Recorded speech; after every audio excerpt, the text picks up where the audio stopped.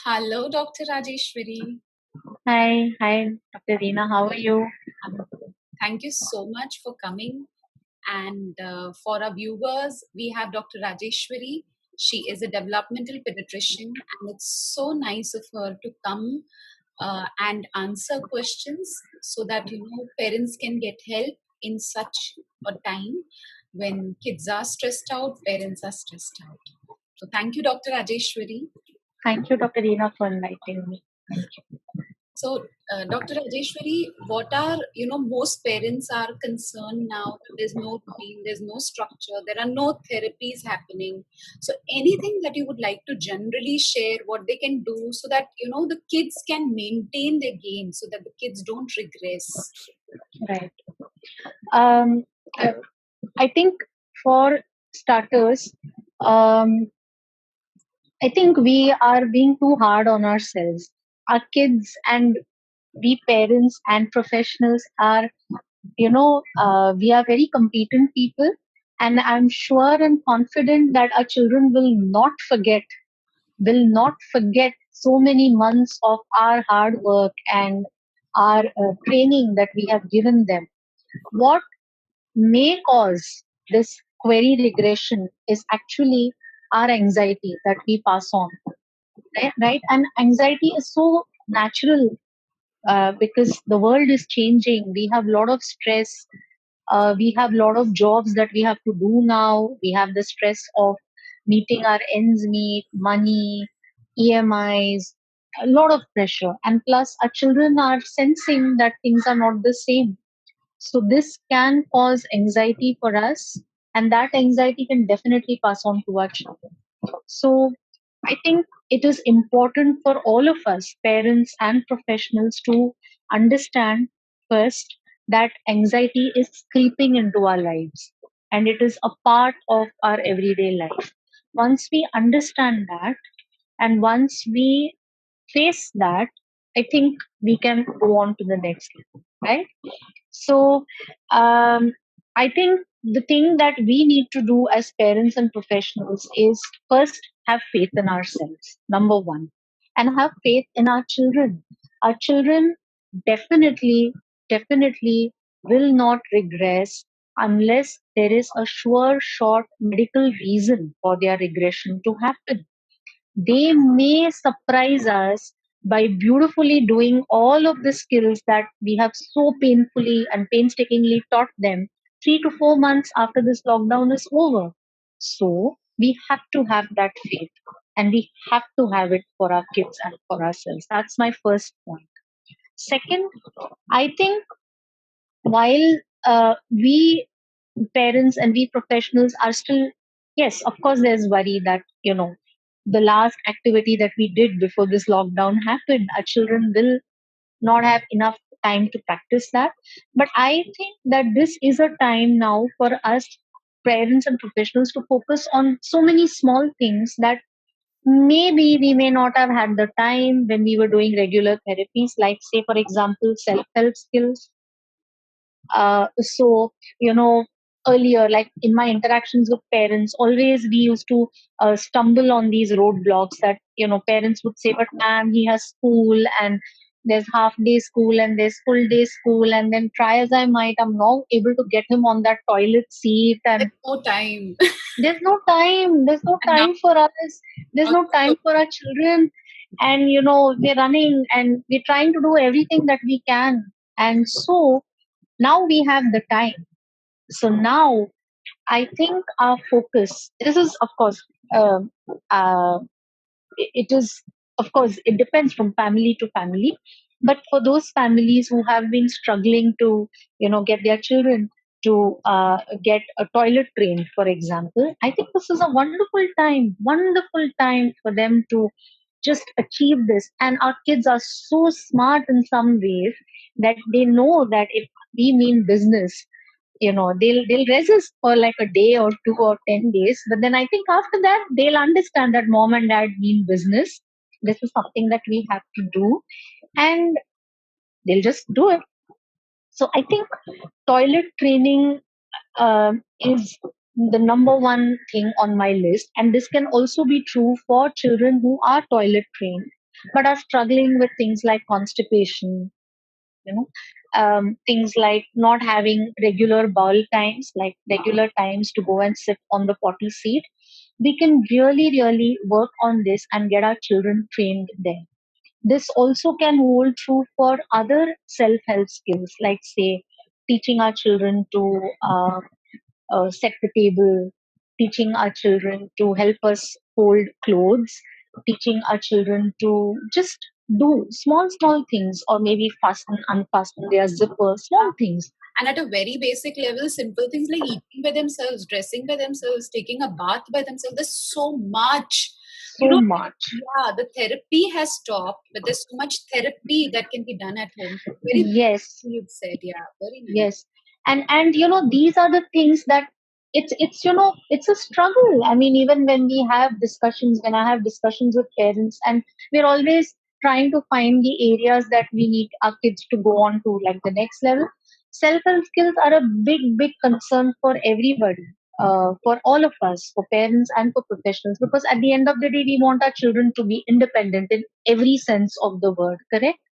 So while now, yes, academic skills have stopped, therapy skills have stopped, language and other skills have stopped, but self-help skills, they can just bloom, I think, in this period. And I really, really, really feel that we should use this lockdown and look at it as, thank God there's a lockdown, because then we can really, really work on this. And once they achieve that, half our anxiety as parents will come down, because once our children are trained in basic self help skills, we are not worried about them wetting their pants in school. We are not worried about them getting abused, or all those difficult situations that our children can be in. So, and this is just not me, worldwide, all professionals. We've been interacting with other developmental pediatricians, psychiatrists, psychologists, um, therapy professionals. Everybody is focusing on making sure that the self-help skills are in place. Yeah. So maybe we can, maybe we can get in touch with our therapy professionals, get a list, get a to-do list. A home program kind of a thing. Yeah. You can Yeah. follow at home. Yeah, very basic stuff that can be Yeah. done. Yeah. Yeah. Yeah. A Yeah. sensory Yeah. diet that they can follow at home. Very Oh basic. yeah. Oh yeah. Absolutely. Absolutely. That again, like, some parents have called and told me, Ma'am, we can't possibly have the equipment that our therapy professionals have at home, and it But is such a sorry, I'm so cause. Yeah, it's such a cause of stress for them. And uh, I understand that. I mean, I know, and it's not possible to recreate that environment at home, I agree, but I'm sure that um, we could be creative, like I did. Yeah, yeah, exactly, yeah. exactly. Like, just now I made a DIY stand for my mobile camera using like tons and tons of books that I have, and I never knew I could do it until Reena told me, your video is not good, so just do something about it. And then, desperate situations call for desperate measures, and I'm sure, my dear parents, I'm sure we can all rise to this occasion, and we can really do something better. So while it may not be the therapy room that you're trying to recreate, maybe you can create your own fun routines in Yes. which the child can have sensory play, can have a sensory diet, can be taught to use communication. And you know what? You can continue that even once the lockdown is over, Yeah. because this lockdown is not going to stay max to max 3 months, 4 months. What's the worst that it can extend to? 3 months, 4 months, right? But 3 and 4 months is nothing in our children's lives. God willing, they have a long and fruitful life ahead. So 3 and 4 months is nothing, really. I mean, 3 and 4 months is in fact a wonderful time to work on self-help skills, to work on teaching them that they are valued, contributing members in the family, in giving them rewards when they use the toilet right, when they set the table right, when they keep their clothes right, because these skills will stay with them for life, Yeah. right? Completely. Completely. Yeah. So I think That I think is the key message that I want to There send are only across. two things that you said. One is that the parents control their own anxiety, and Yes, two is that they use this as an opportunity to develop and give opportunities so that they work towards helping them to develop the self-help skills and yes, become more creative, more innovative, have more sensory play ideas, and use that as an opportunity to bond and to connect with their kids, right? yes, yes. Yeah. Now sometimes I can understand because kids are all loose. They don't have any structure. They don't have any routine. So even if a parent wants to do sensory play with the child may be busy stimming or doing his own thing or her own thing, right? So at times like that, maybe having a visual cue or a card, or just showing the toy and not giving up. Maybe if one toy doesn't appeal to the child, have a set of 4 or 5 things at one given time. I'm sure you as parents know your child much better than us, and I'm sure that you all will zone on into that one particular toy which you can use as sensory play to create communication or just to create a bonding with your child, and that bonding will work wonders. Yeah. So Very.